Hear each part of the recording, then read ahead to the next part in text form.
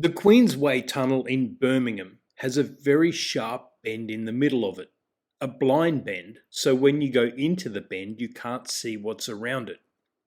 Johns was driving in the tunnel when his car somersaulted, we're not told how.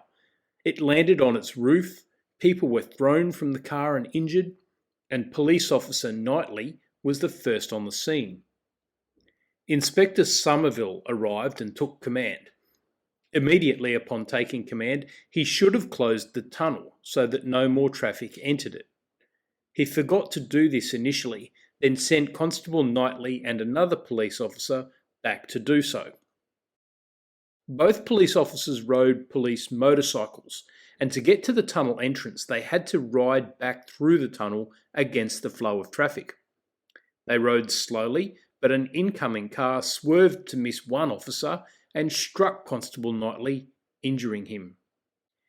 In negligence law, if you create a situation which requires rescuers to take risks, then you are likely responsible for risks that they take in order to save the day.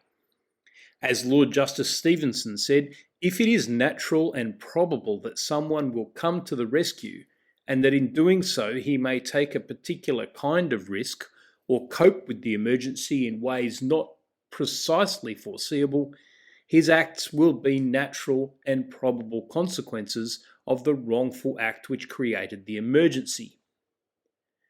Applying this principle, the original driver might be responsible for the harm suffered by Constable Knightley acting as a rescuer.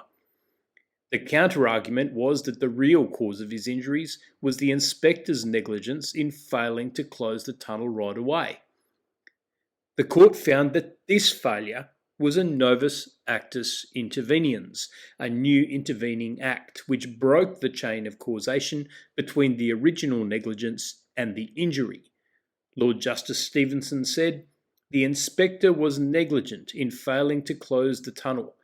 The inspector's negligence was not a concurrent cause running with the first defendant's negligence, but a new cause, disturbing the sequence of events leading from the first defendant's overturning of his car to the plaintiff's accident and interrupting the effect of it."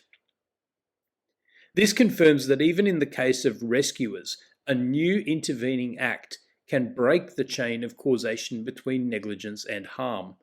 The inspector, not the original driver, was liable.